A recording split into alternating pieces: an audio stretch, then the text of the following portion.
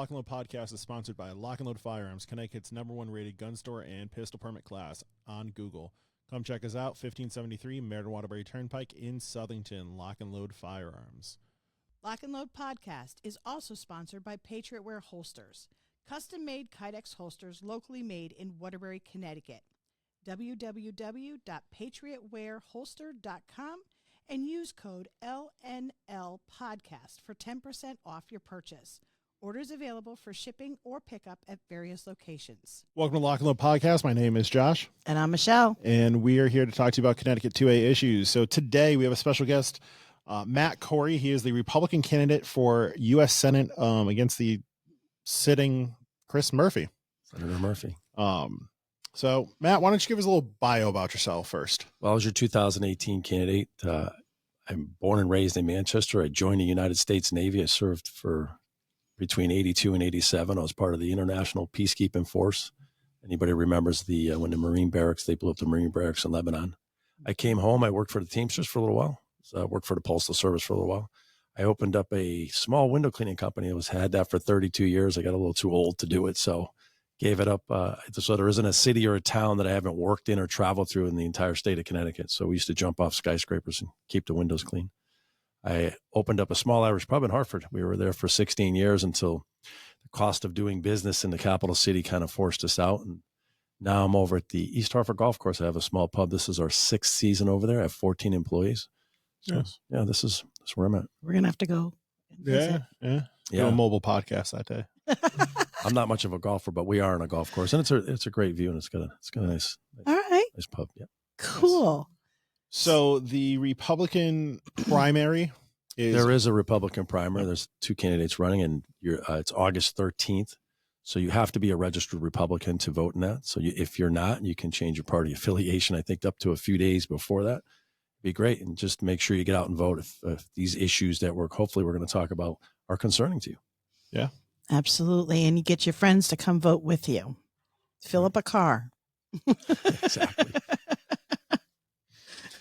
So, Michelle's going to take the horns here and ask him, Matt, some questions today, and hopefully she has one ready to go. I do. So you've run at least once before, right? I ran for U.S. Senate in 2018. I was your U.S. Senate candidate. I also ran for U.S. Congress against Congressman Larson in the 1st district. Okay. It's that I took on battles that nobody wanted to take on. There hasn't been a Republican U.S. Congressman in the 1st district since 1958, Edwin May. Wow. Great man. So if anybody likes golf, he actually brought the GHO to Cromwell. Really? Yeah, so he was cool. So he helped do that. That's so a long time. Great congressman. Yeah, and there hasn't been a Republican U.S. senator since 1982. It's pretty sad. That's the year I graduated high school. So we need some changes here in Connecticut. Right behind you. Yeah. So I question. So what made you want to take on these fights? Because this isn't easy. This isn't, running for any kind of office is not easy. And then the offices that you're choosing to run for are very difficult races to get involved in. What made you decide to step up and be that person? I love my country. I serve my country in the Navy. And when people ask me to step up and looking at what we're suffering here, and not only in the Connecticut, but around the country, I step up for the love of country. I support President Trump. I've always supported President Trump. I went to the rally in 2016, his convention there, and I've been a solid Trump supporter. Here's a guy, and what's not to support? Peace around the world, a secure border, an economy that works for everybody. That's what I support. Okay, that's awesome. So are you still looking for fundraising? Are you still doing fundraising? I am, yes. We're always looking for money. We don't get state assistance, so federal is all about people donating. You can donate from $5 to $3,300. So, but any donation will help. What's your website for that? It's CoreyForSenate.com. Okay. Facebook, Instagram. Yeah, if you want to follow us on Facebook, it's Matt Corey CT, and on Twitter, it's at Matt Corey CT. And we're really taking the fight to Senator Murphy on that. And we'll put some of those links down in our LinkedIn tree. Definitely. And that way people can see them while they're watching or after they watch the podcast. I got a question. Sure. Have you met Chris Murphy? Like, because you ran against him 6 years ago. Did you guys ever have any like conversations during the campaign at all? I'm just curious. We had a debate. Okay. In 2018, Okay. and we're going to go into this because what he had said, and there was a question that Dennis House had asked if he was okay with school resource officers, and what he said in that debate, and you can go back in 2018, he says, I will leave that up to local law enforcement and local communities, whether they decide they want a school resource officer in the schools or not. So when they passed this bipartisan Safer Communities Act bill, there was money in there for mental health. It was $13.5 billion. It was, for background checks, red flags, mental health, and also money for school resource officers. So when he comes home and brags about this bill, and he's been bragging about it, like, yeah, this is the biggest and most bipartisan bill we could get passed in years. And that's great, Senator Murphy. But what's the first thing you do when that bill gets passed? He sits there, he creates legislation to remove school resource officers. Wow. Yeah.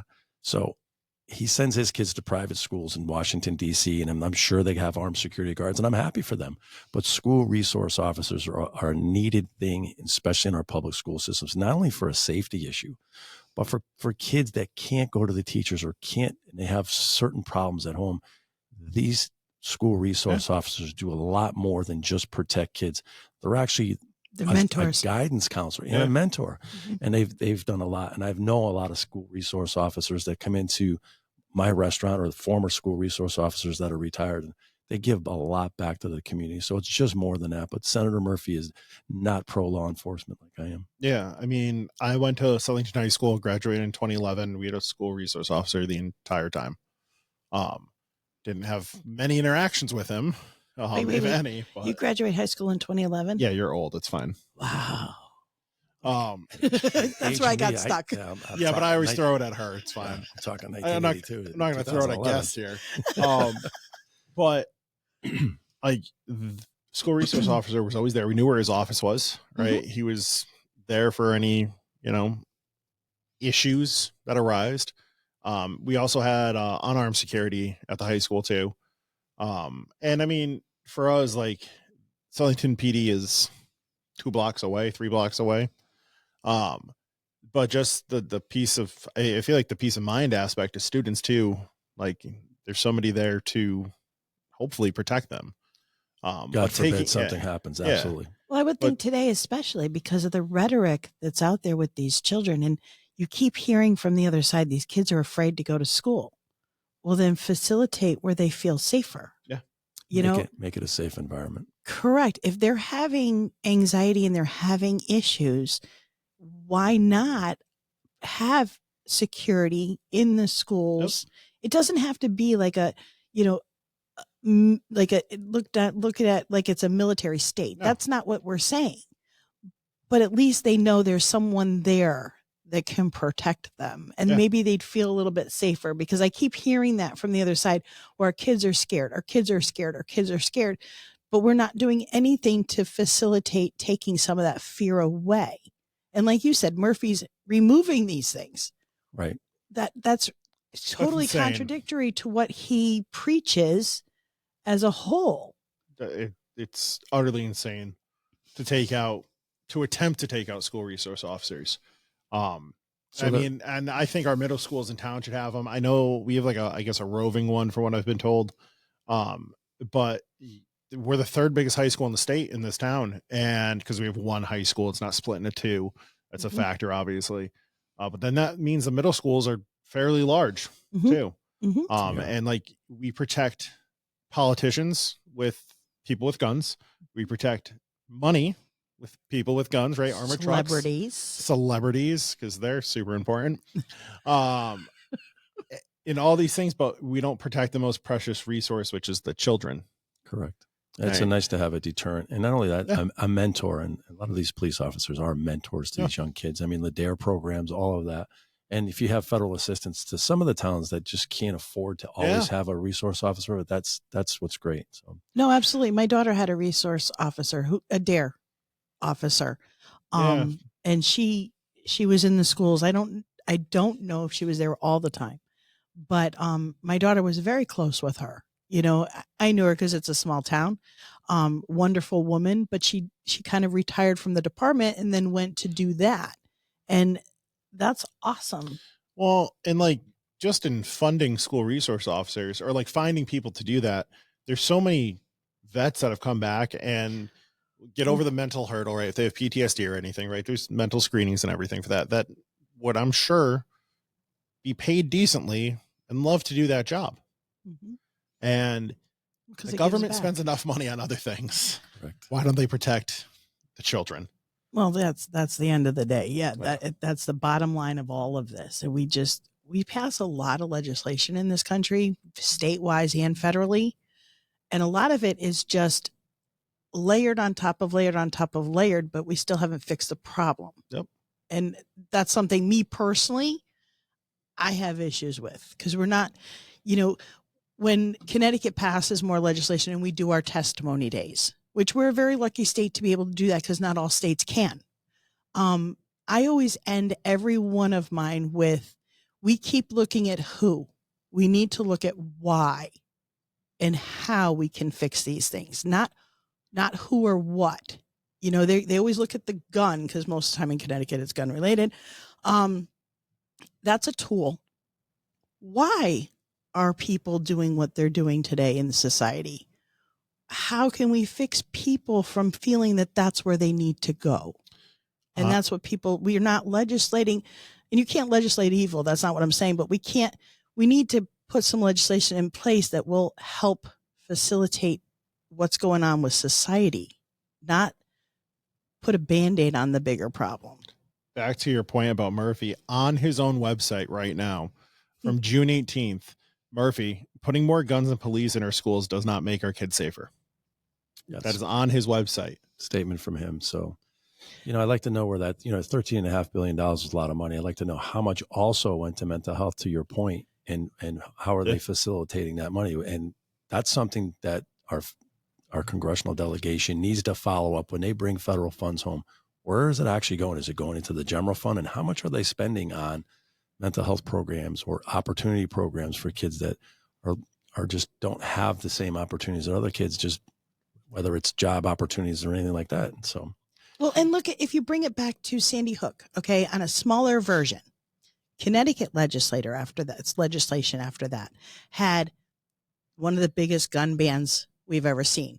But that was a 3-part bill. PA 13 encompassed gun bans, mental health, and school safety. To this day, we have not funded school safety or mental health. We just did a gun bill. Now Murphy from Connecticut is doing the same thing on a federal level. Correct. So in that article, he blames, he uses Uvalde and Parkland, which were total failures by law enforcement. Mm-hmm. You're using 2 examples. Mm-hmm. What about the hundreds?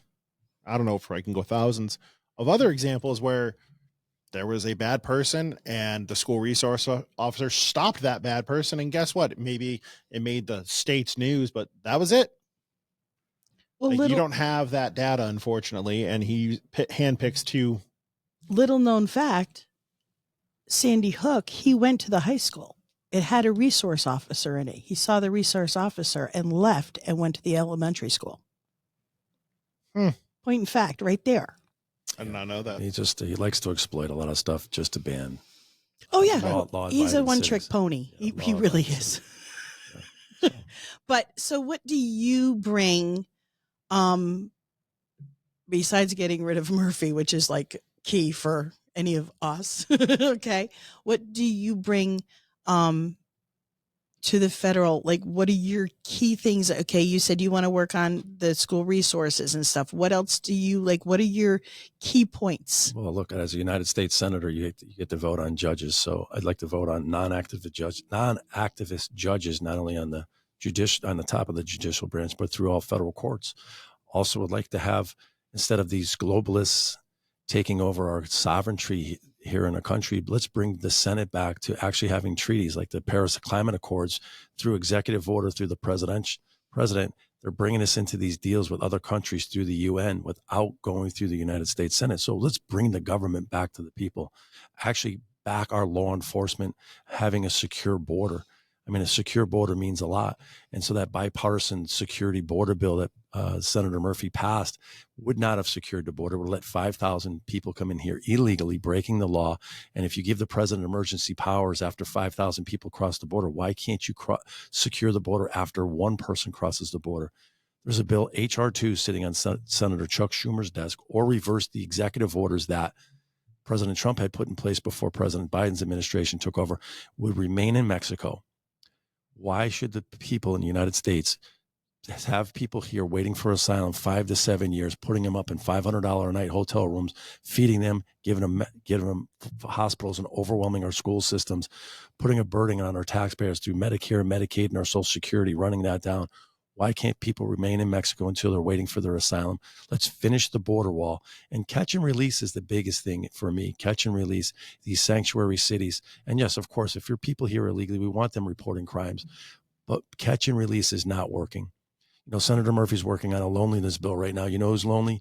Casey Chadwick's mother, whose kid was murdered by an illegal alien in Norwich, Connecticut. Rachel Moran, her kids have 5 kids who were murdered by an illegal alien. You know, I talk about this all the time. Boston had an ice hold on a guy he was an illegal immigrant who raped a 15-year-old disabled girl in Boston. Boston had an ice hold on him. The judges let that person go at a $500 bond. This doesn't work. Our communities are not safer, despite what Senator Murphy says. He goes by the FBI statistics. The FBI statistics are only as good as the states reporting those statistics to the FBI. Yes. So if you look at the crime that's happening around on our inner cities, there's been shootings. There was just a shooting last night. A 2-year-old got her hand shot. I mean, these are happening every single day. And these are people that are purchasing firearms illegally. Crime is not down. There's no consequences with this administration or with anybody. You have to have consequences for your actions. And we don't see that, or accountability. You don't see it. Agreed. And it's not just the illegals. Accountability, period. The catch and release is out of control. I mean, we're seeing it in Connecticut. Connecticut is not prosecuting. They're putting literally people who have had violent gun crimes back on the streets waiting for their hearing while they're committing more crimes. That happened in Southington about a year and a couple of months ago. There was a guy who was out on a murder charge, and then ended up at 75 Center Street, which is a bar in town, or was a bar. They just recently closed. And it was right after HB 667 got signed. He was out. He bumped into an off-duty police officer at the bar, flashed his gun that, he's out on a murder charge for a firearm. Which means he shouldn't have that. Which means he shouldn't have a gun. They got into a scuffle. He drove away, and then he was arrested, luckily, the next morning. Yeah, but he'll be let go again because they put him out on bond. These guys, and the bond isn't like, okay, we're going to release you and we'll prosecute you. Your date is 30 days from now. No, they're like 5 years. Yeah, we have soft prosecutors and soft DAs. Yeah. Yeah. I mean, if you're watching what's happening with the anti-Semitism that's going around the country, look, everybody has the right to protest, but when you're protesting and preventing students from going to school, anti-Semitism slang going around, you're defacing monuments in Washington, D.C., burning flags, those are not peaceful protests. No. And what's happening is that's catch and release also. They bring him in. No charges. All these universities, nobody gets charges. And there should be a lot of charges that are happening down there in Washington, D.C. right now as the Prime Minister, Benjamin Netanyahu, was speaking down there. It's just not safe, but they just release them in the community. So there's no consequences for the crime. So why wouldn't you just keep doing it? You're not sending a message. There's nothing out there that's sending a message like, if you commit a crime, you will go to jail. Well, look at children. As a parent, if you don't have consequences to the rules in your home, they just continue to break the rules. And it's the same concept. If we have laws, there has to be consequences. To me, if we're not going to have consequences on these laws, why are we making them? Well, let's just let it be a free for all. Enforce the laws that are on the books before we keep making more. Right? Like, stop dropping the gun charges. Right. Convict them on the gun charges. Yes. And whatever else is happening. Probably about a year and a half ago, right around the corner over here, not even around the corner, diagonal from here, there's a pizza restaurant, and Southington PD boxed in a car that was stolen. Pulled out the driver. He had a stolen Ruger SR9C. That was the passenger. And the driver tried to flee, crashed into a couple cop cars. They pulled him out. He had 50 bags of fentanyl and a stolen Glock 19 with a Glock switch and a high cap mag. I will bet money the gun charges are dropped. Oh, Not the drug charges, but the gun charges will be dropped.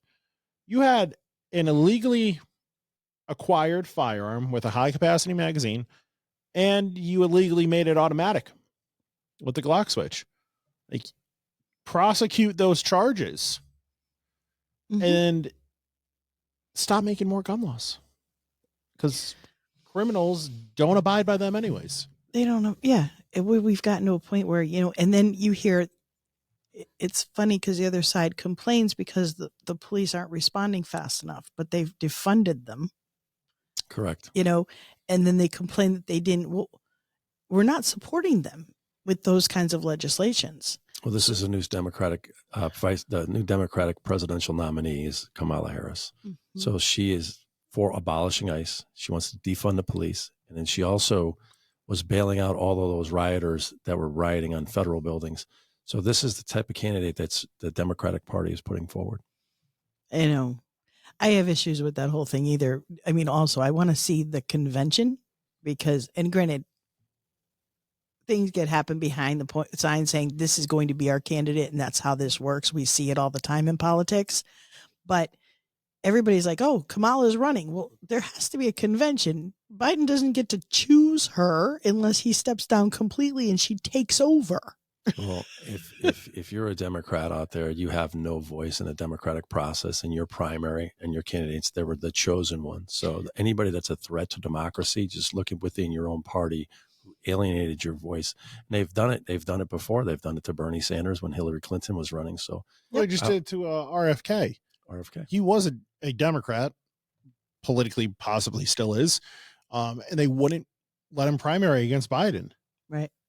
Like, that could be a huge change if Biden, actually stepped aside months ago. But that's a problem in general when you look at our founding fathers and the way this Constitution was made. It wasn't, we're going to tell you who you can vote for. It was we, the people. Yeah, it's written that way. Yeah, they have no voice on the other side. And they don't know it. They don't understand. It's all about power and control, unfortunately. And brainwashing. Well, and if you give free stuff, you don't look deep. It's sad. So, all right, to get off guns, because we keep going back to that. And sorry, that's our niche. That's great. Okay, but no, I won't get off guns for a minute. So, She lied. I did. What's your stance? I'm a pro 2A guy. Anybody that deserves and lawfully carries should carry. You should be able to buy a firearm. That's our constitutional right. Pro Second Amendment. And do you feel that cosmetics make a difference? No. Okay. All right. What do you mean by cosmetics? Well, the way things look, because that's how we ban them, is what they look like. It's not what they do and how they function. It's scary looking. Military grade, remember? Yeah, military grade. All right. So where do you stand on taxes?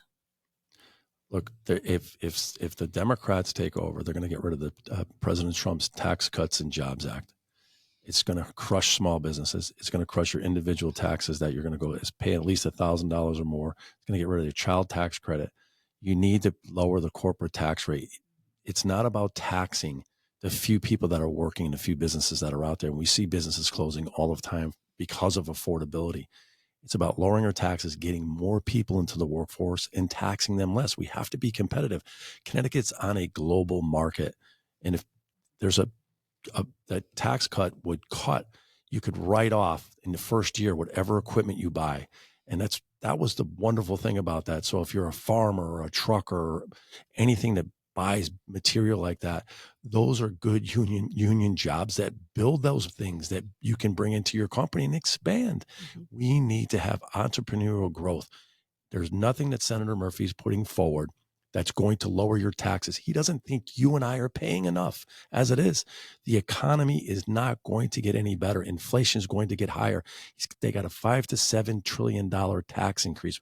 When you're borrowing, when you're spending $2 trillion more a year than you're bringing in, we are heading for an economic wreck. We just lost a couple of restaurants in Hartford. I lost a couple of my hometowns in Manchester. And I'm sure that any of your listeners or anybody, they can name a mom and pop that have closed down, and even larger businesses that have closed down. Those are fabrics to our community. Those, they give back, whether it's to fundraising for any type of family function or a little league team. Mom and pop stores are your fabric of your community, and we're losing a lot of them. You think Murphy doesn't understand the taxes or the economy aspect because I don't think he's ever had a real job? He's never worked a day in his life in the private sector. And when he was going after Vice President Vance and what he has done, here's a man that's risen up through poverty. His mother's overcome addiction problems caused by fentanyl crossing the border and opioid epidemics. But here's a family. Here's a guy that rose his way up as a blue collar guy, joined the Marine Corps. I joined the Navy. He joined the Marine Corps. God bless him. Worked his way through college, wrote for the Yale newspaper, became a prominent lawyer, and became an investor. Lived the American dream. Senator Murphy has the nerve to go after this guy who was born with a silver spoon in his mouth, a prominent family, never worked a day in his life, and everything was paid for. So he has no idea what it means to sign on the front of a paycheck. That's the difference between myself, him, and hopefully Vice President Vance. Well, he also, the letter that he wrote when Biden stepped down, and I know I'm looking at it through non-Democrat eyes, okay, to put it as politely as possible, but it was delusional. He was like, Biden's our best president. He's done so much for this country. And he listed off all these things, and I'm going, so it makes me think, when you're willing to put that down and on paper, you also are not fully in touch with the people you're representing. And I know, Connecticut is a very rich state in general. When you look at the numbers, when you look at what the state makes as far as, income wise, but it's a small percentage that makes that money. Most of our state is middle class or lower, because we also have a lot of cities that are urban, that are hurting. And we keep talking about how, Connecticut is a very, very rich and very good state and a wealthy state, but it's not. It's just a few people that are carrying that state. It could be wealthy if the policies were changed. If you go back 60 years, my family came here. Everybody came here for the manufacturing base of the state, the low taxes. We were the beacon light of New England 60 years ago. What has happened now is you lost a lot of businesses are leaving. Manufacturing, trucking companies are going. You got Sikorsky that just laid off 400 Teamsters. You have Electric Boat that lost a Virginia-class submarine.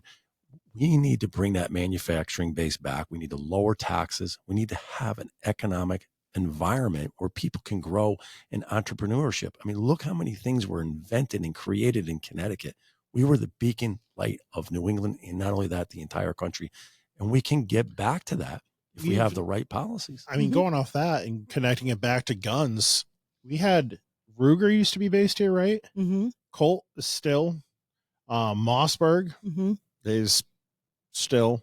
We had a lot. Savage was here. Winchester. I mean, Winchester used to be in New Haven. Wasn't PTR here too? Yeah. They left after Sandy Hook. Multitudes. And that, so to talk about that, so then you have just the firearm manufacturers, okay? But then you get all the other manufacturing companies making pieces, parts. Yeah. So machine companies, machinists, and we still in this area have a very wide variety, but not like we did. I mean, and we did, look at, you have Brass City. Brass City was here because of Brass City. They're not here. We're just known as Brass City now. And who hauls the goods and services? The Teamsters. Correct. The trucking industry. So it affects everyone. And, Senator Murphy was bragging about UAW jobs in Tennessee. You know who's in the UAW? Colt Firearms. That's a UAW union, but he's not bragging about good UAW union jobs here in Connecticut. He's bragging about them in Tennessee. And he was endorsed by the Teamsters here in Connecticut. Where is he standing with Sikorsky right now? Or the company I used to work for, Roadway Freight Company, was YRC, 30,000, largest trunker company in this country. 30,000 Teamsters lost their jobs. He's not looking out for anybody but himself. He doesn't understand what the blue collar people and the hardworking people of this country are going through. No, absolutely. I agree with you 100%.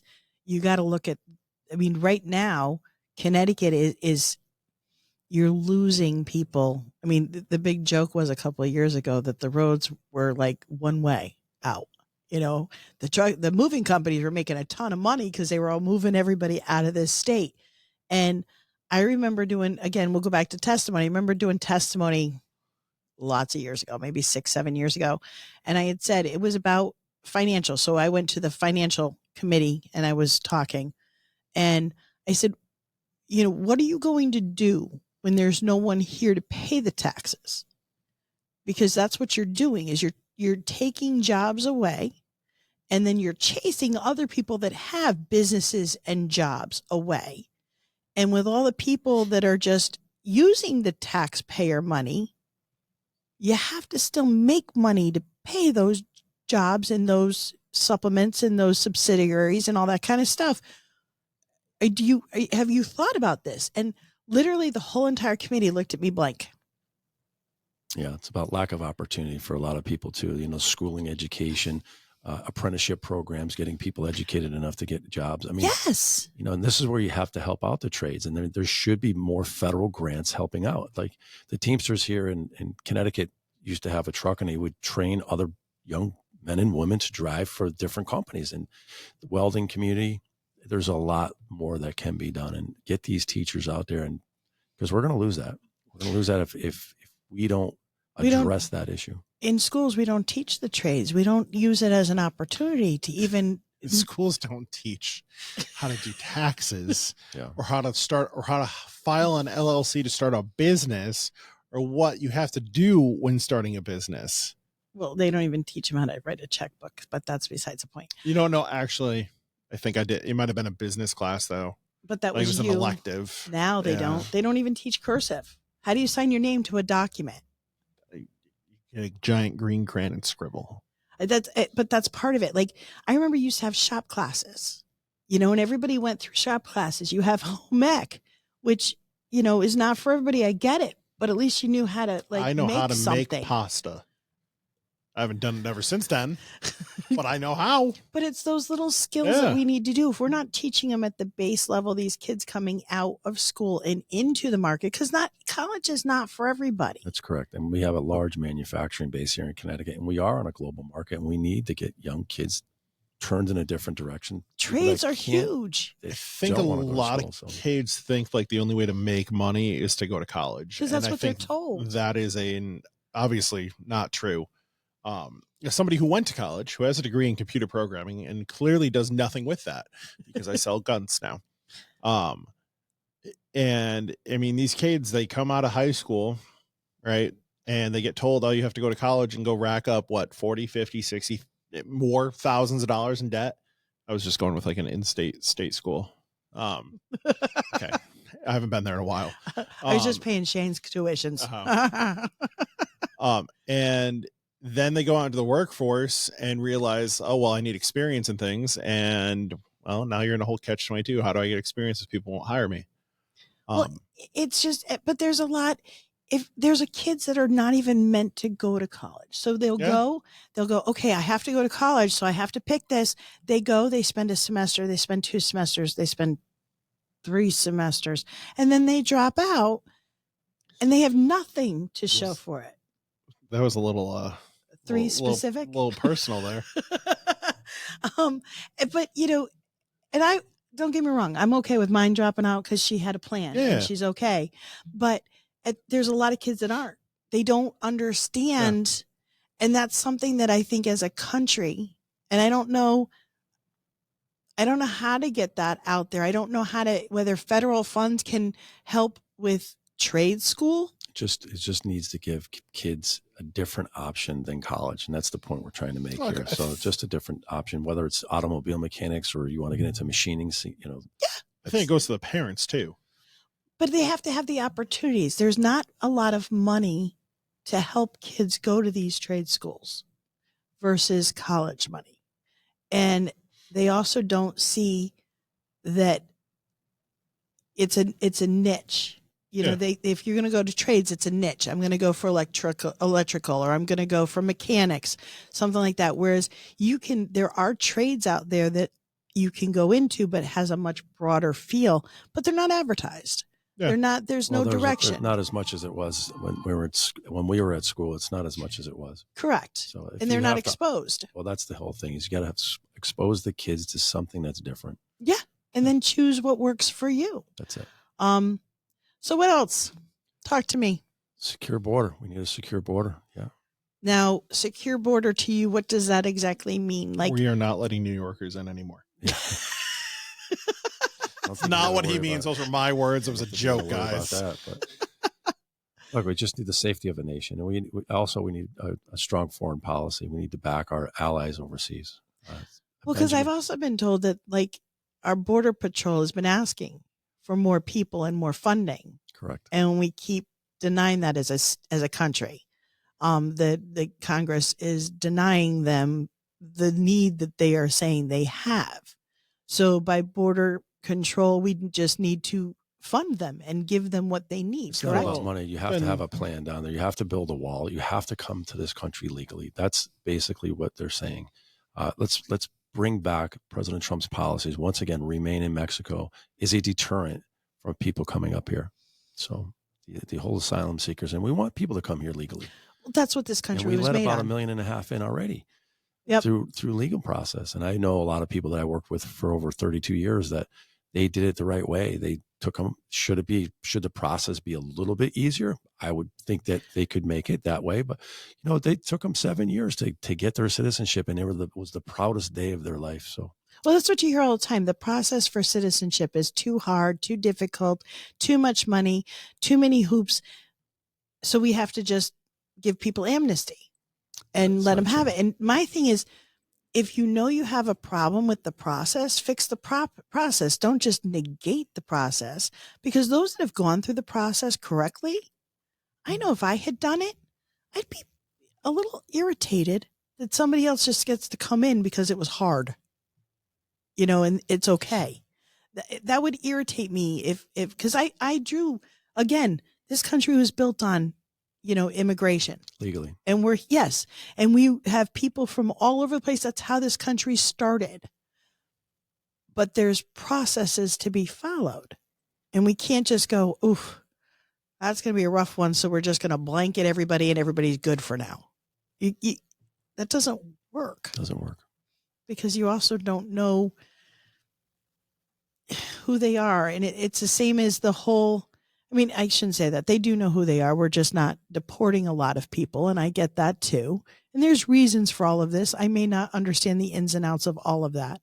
My concern is when we allow them to be here and we give them amnesty, are they also voting? And it is a valid concern because they get driver's licenses that are just driver only, but yet when we go to the booth and you show it, does everybody realize that that's a driver only license, or is it just ID? So, okay, cool. Here you can vote now as long as you registered. You know what I mean? Well, look, we're all worried about voter integrity, and hopefully it will be as best as we can do here in the state of Connecticut or throughout the country, that they can make it a secure vote. I hope so. So you have a primary on the 13th of August, which gives you about 3 weeks now to still be out there stumping for all that. And then you get through the primary, and then you go, once you win the primary, you go into full blown, okay, we're going out.